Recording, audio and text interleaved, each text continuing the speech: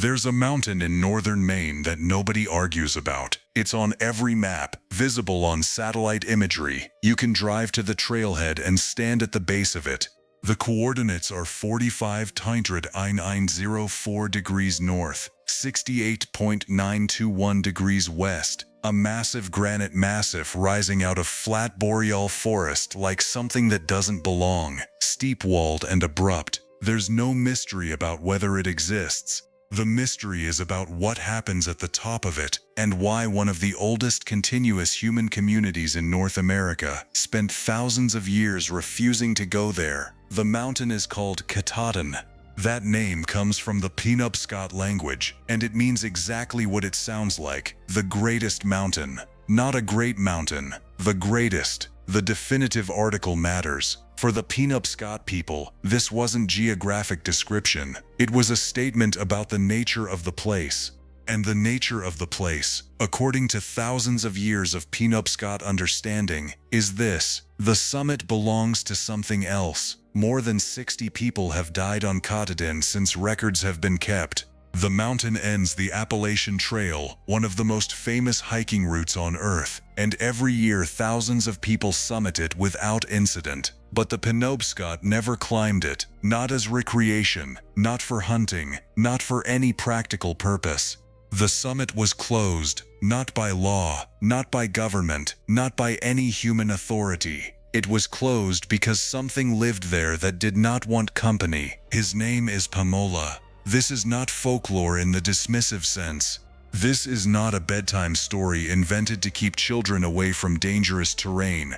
The Penobscot prohibition against climbing Katahdin is one of the longest documented indigenous taboos in North American history, noted by European observers as early as the 18th century, recorded in writing by Henry David Thoreau in 1846, and never officially lifted by the Penobscot Nation. Whatever Pomola is, spirit, psychological force, cultural code, or something else entirely, the taboo built around him is real, it's ancient, and the mountain has a body count that makes it very hard to dismiss as superstition. To understand why Katahdin generates the kind of stories it does, you need to understand what it actually is physically. Because the geography here isn't incidental to the legend, the geography is the legend.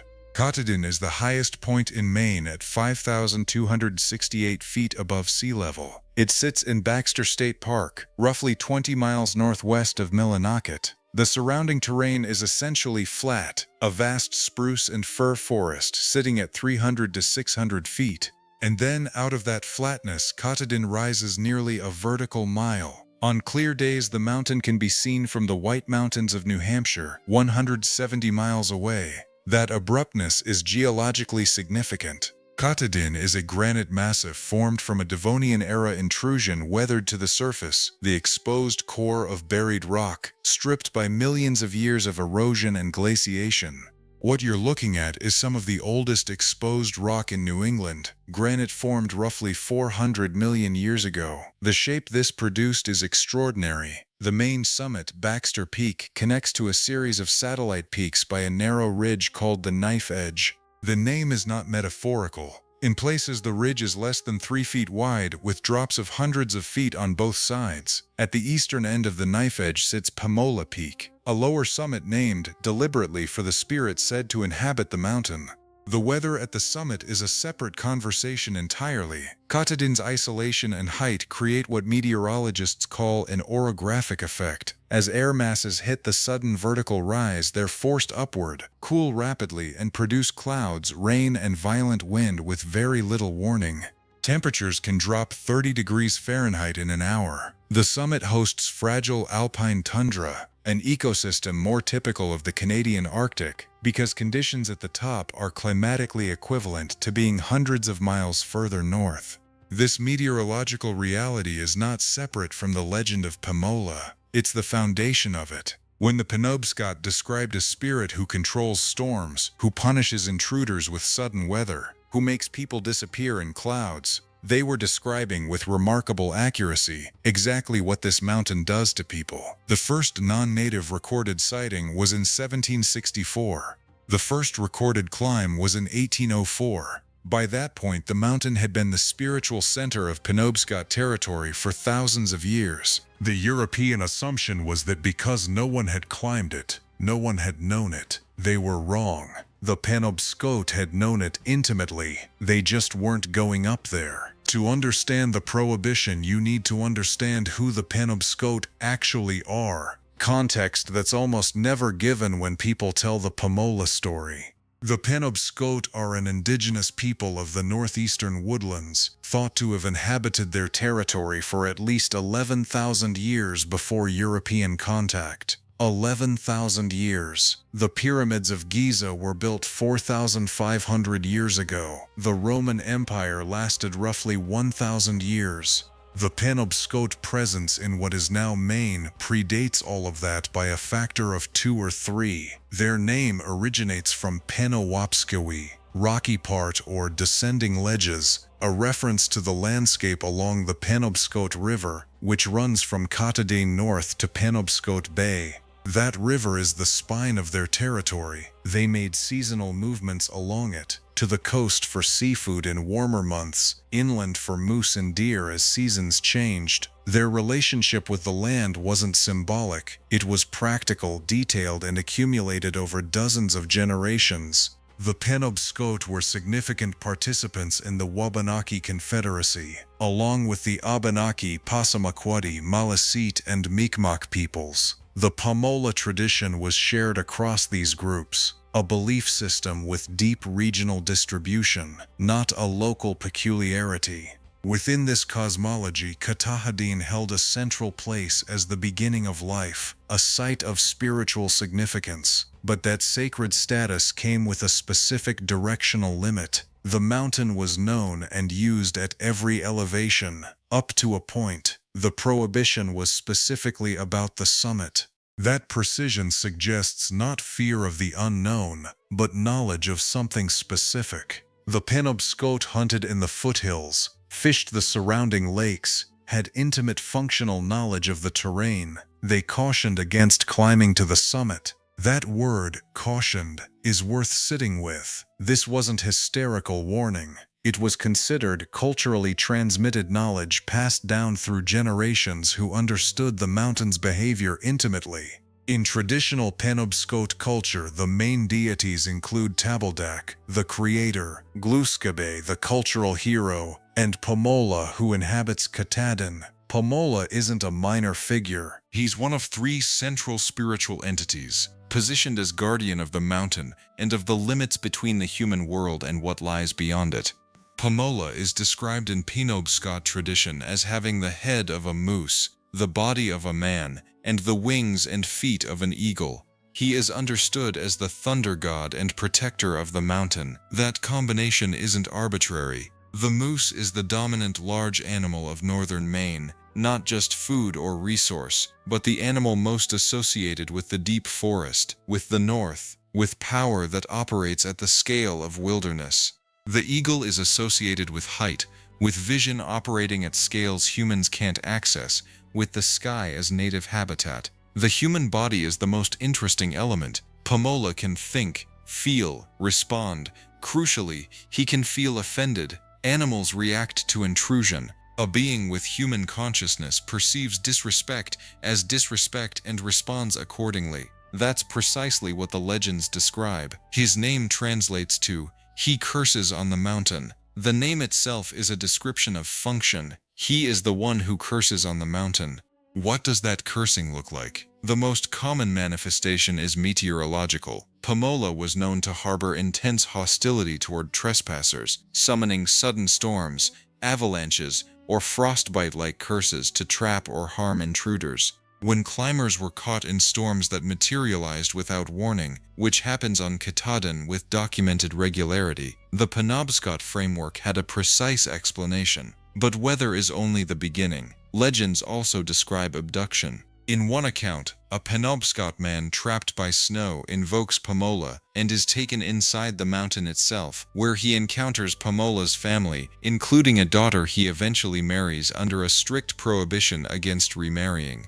When he violates that prohibition after returning to his people, he disappears permanently. Another tale describes 4 hunters who entered Pomola's territory and vanished without trace. There's a nuance that often gets lost. Pomola was not understood as purely malevolent. In some versions, he helps lost hunters and travelers, serves as a spiritual messenger. The duality is intentional. Pomola is dangerous specifically when disrespected. He is the embodiment of the principle that there are places humans should not go, not because those places are empty of value, but because they belong to something else. The behavioral code embedded in the Pomola legend is sophisticated when examined closely.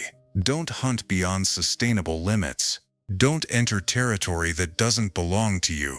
Don't violate agreements made with powers greater than yourself. These aren't just spiritual injunctions, they're ecological principles that any conservation biologist would recognize. One more element matters. The prohibition was seasonal. The Penobscot understood Pomola as a presence that intensified and diminished with the year, most dangerous during summer on the exposed summit. This is precise ecological observation encoded in spiritual language. The most dangerous summit conditions, extreme weather, lightning exposure, peak during summer when Katahdin sees its highest visitor traffic. The Penobscot didn't need modern meteorology to know this. They had 11,000 years of watching. Henry David Thoreau was 29 years old when he decided to climb Katahdin. The year was 1846, the same period he was living in his cabin at Walden Pond. On August 31, 1846, Thoreau left Boston and traveled to Bangor, where his cousin lived. From there, a party of 6 men began their journey toward the mountain by canoe, working up the west branch of the Penobscot River. Thoreau's guide into the Maine wilderness was a Penobscot man named Louis Neptune. Neptune advised Thoreau to leave a bottle of rum at the summit as an offering to appease the mountain. Thoreau, the transcendentalist philosopher, did not take this seriously. He was going on his own terms, with his own framework for understanding wild places. That was a mistake. When the party reached Katahdin, Thoreau pushed ahead and attempted a solo ascent with what little daylight remained. He climbed through cloud, through granite, into conditions that progressively obscured his sense of direction. He didn't make the summit. He turned back in the clouds. But what he wrote about the experience was unlike anything he had written before or would write again. His language on Katahdin doesn't sound like the serene philosopher of Walden. It sounds like someone who encountered something that genuinely shook him. He described the summit zone as raw, inhospitable, indifferent to human presence in ways that went beyond the merely physical. He described the rock as savage, not as a cultural descriptor but in a geological sense, the environment as fundamentally not made for people. And then he wrote the line that everyone quotes: "The tops of mountains are among the unfinished parts of the globe, whither it is a slight insult to the gods to climb and pry into their secrets. Pomola is always angry with those who climb to the summit of Katahdin." Thoreau, the man who went to the woods specifically to argue that direct experience of nature reveals transcendent truth, concluded that the Penobscot prohibition was correct. He didn't condescend to the Pomola belief, he validated it. He said, "The people who don't climb are right. This place belongs to something else." He climbed Katahdin once, in 1846. He returned to Maine twice more, in 1853 and 1857, but never again attempted the summit. What Thoreau's account does is give the Pomola tradition its first major anchor in European American literature. Before the Maine woods, the prohibition was recorded in scattered missionary accounts, noted as a curiosity, rarely examined seriously. After Thoreau, it was on the record as something that had confronted and apparently convinced one of America's most intellectually serious writers.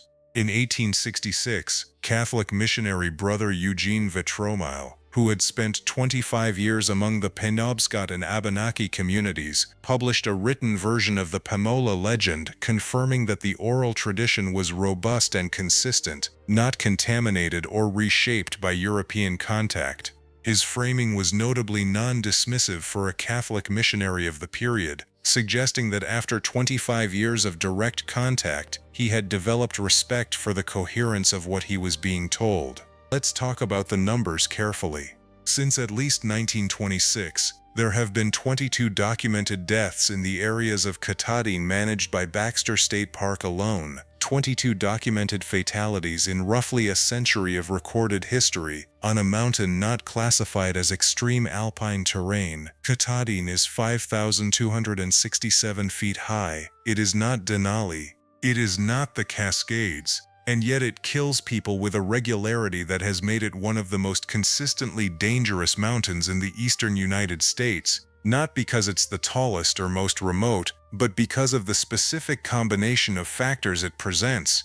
The deaths cluster in recognizable patterns. A party sets out in manageable conditions. They reach the summit area, exposed above treeline, subject to microclimatic conditions with no relationship to what the weather was doing at the trailhead. Conditions change rapidly. People make decisions in degraded states of judgment caused by cold, fatigue, and disorientation. Something goes wrong that is extremely difficult to reverse. In October 2020, within 2 consecutive days, 2 separate hikers died on the mountain.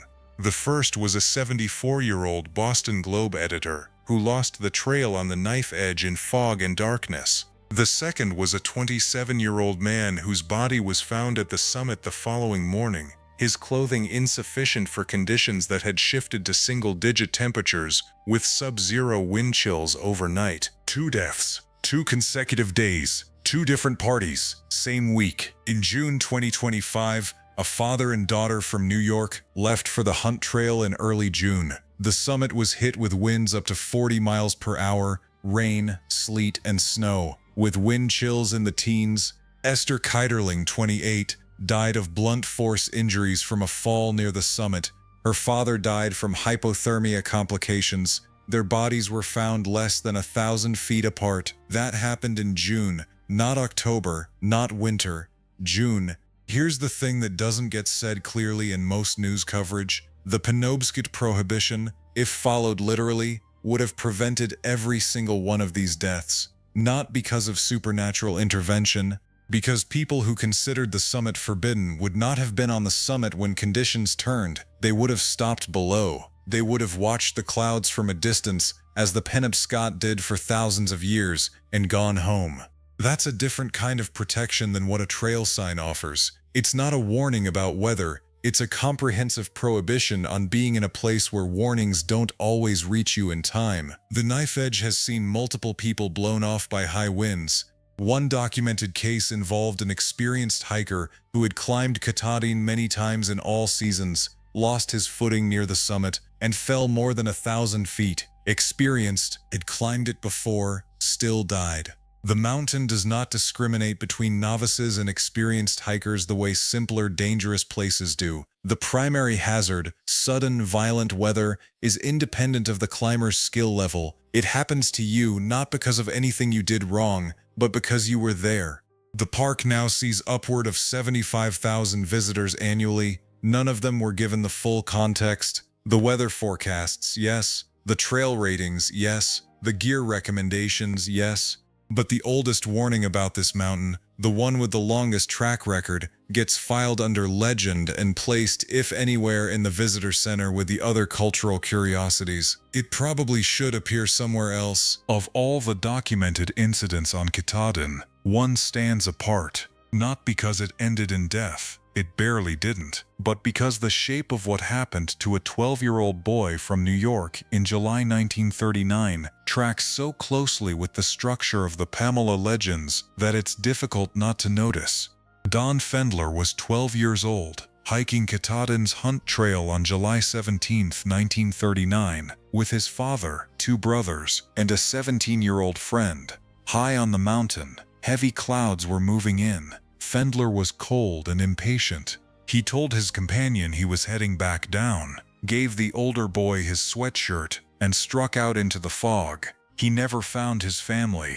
What Fendler had done, without understanding it, was exactly what the Pomola stories warn against. He had gone ahead, alone, into the fog on the summit. He descended on the wrong side. When the clouds lifted enough to see, he wasn't where he expected to be. He was somewhere else entirely, in the vast wilderness surrounding Katahdin on its less traveled sides. The search that followed was one of the largest in New England history. Men poured out of the local paper mills into the woods. Boy Scouts joined. The New York State Police dispatched bloodhounds by airplane.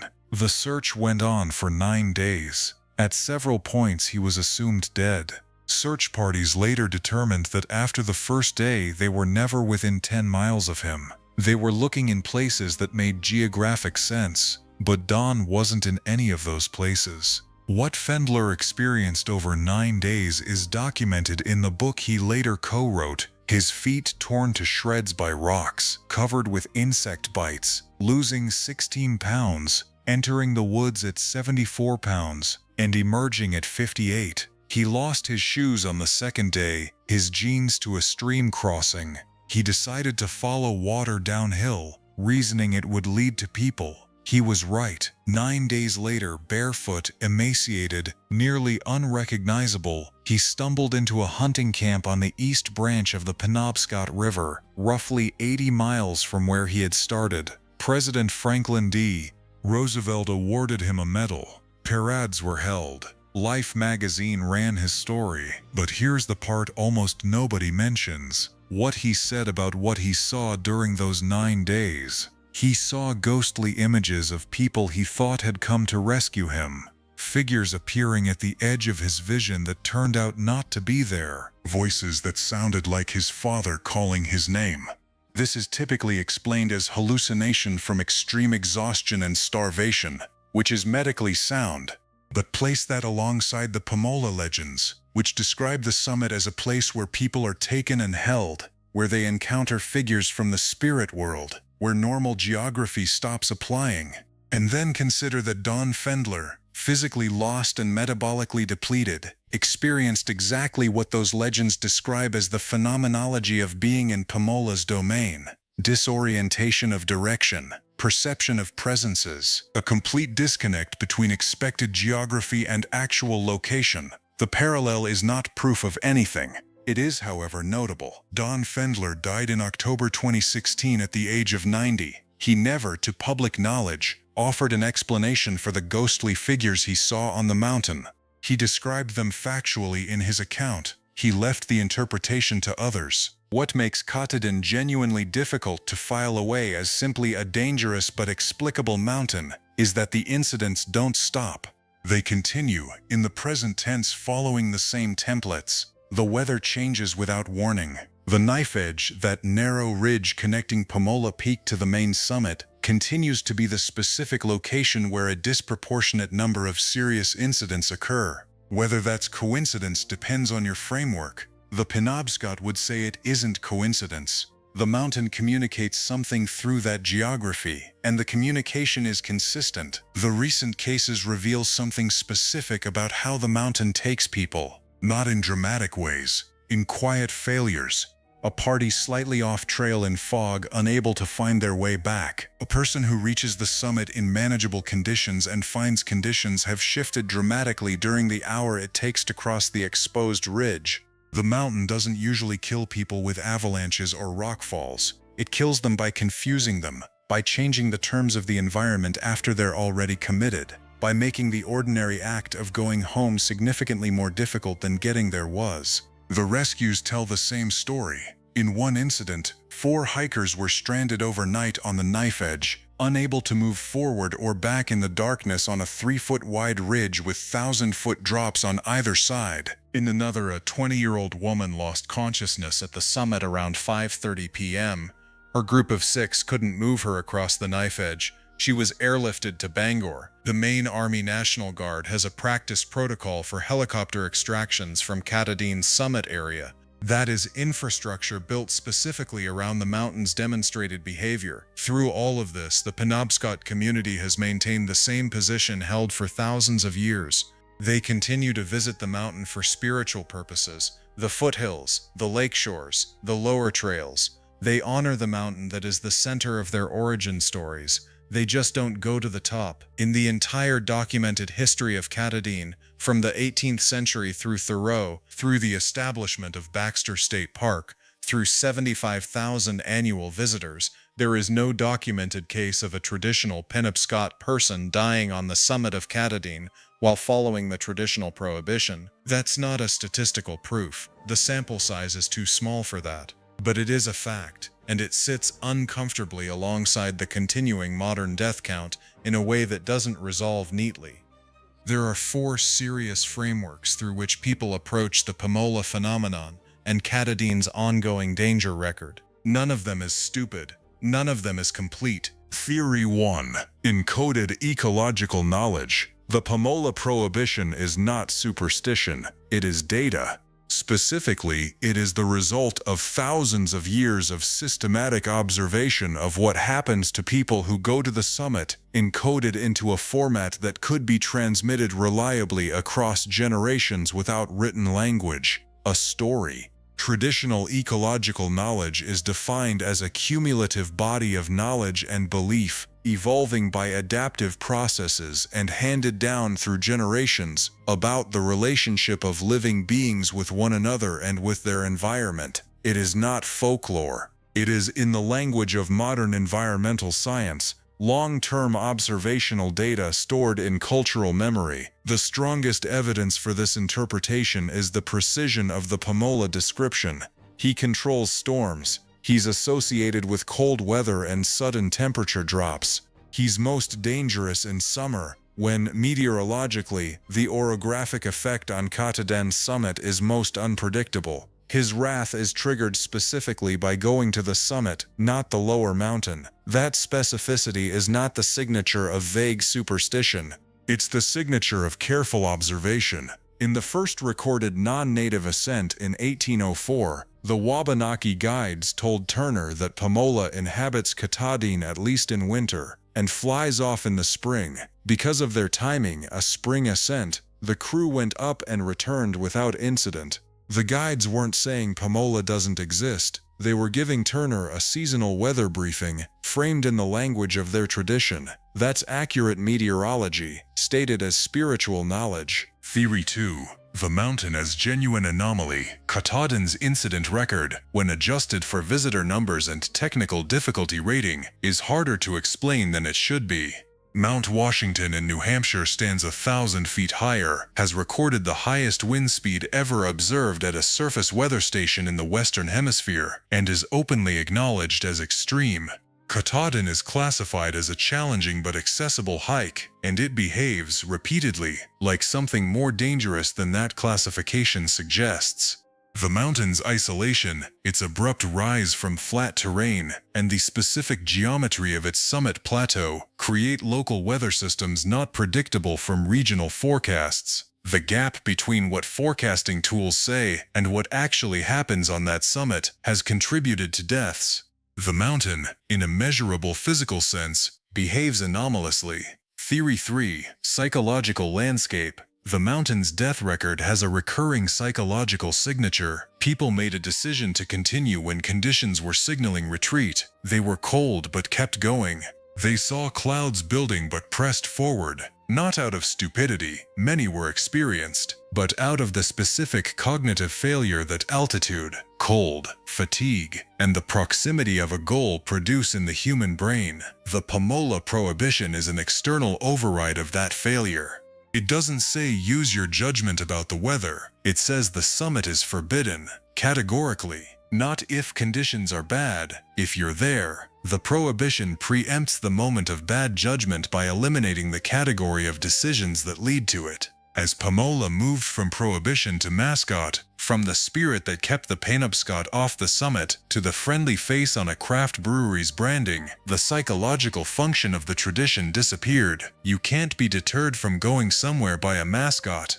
The mascot is something you take with you. Theory 4. Something we don't have words for yet. The Penobscot tradition describes Pomola as a being, not as a metaphor. Not encoded data, not a psychological mechanism. An actual entity that inhabits the summit and responds to human presence. When Thoreau's guide Neptune suggested leaving rum at the summit, he wasn't speaking metaphorically about weather management. He was describing a transaction with something real, A sketch of Pomola made by Penobscot chief Arexes in 1775 shows a winged creature with long talons carrying a human away. A chief of the Penobscot Nation drawing what he understood to be a real entity. Contemporary Penobscot knowledge keepers emphasize that the deepest parts of the tradition are not available for public consumption. What has been shared is a fraction of what is understood about the mountain and what inhabits it. You don't protect partial knowledge if the knowledge doesn't matter. The Penobscot have watched European and American climbers arrive, dismiss the warnings, climb the mountain, and sometimes not come back. They have continued to not go to the summit themselves. After 11,000 years, that consistency is either the longest-running example of irrational superstition in human history, or it is something else. Here's where we land. And the honest ending of this story is not a resolution. It's a set of questions that the available evidence doesn't close. The Penobscot prohibition has not been officially lifted.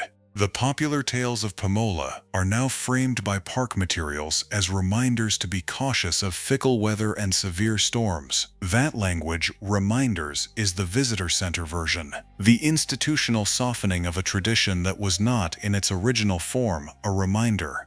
It was a prohibition. A reminder is something you can factor into your decision-making and override with sufficient confidence in your gear. A prohibition eliminates the decision. The first recorded non-native climbers in 1804 were told by their Wabanaki guides not to go to the summit. Turner ignored them and climbed anyway. He survived, but he also turned around when conditions deteriorated, treating his presence as contingent on conditions remaining manageable. The people who die on Katahdin tend to be the ones who stopped treating their presence as contingent, who pushed past the point where turning back was easy, into the zone where turning back required as much commitment as continuing.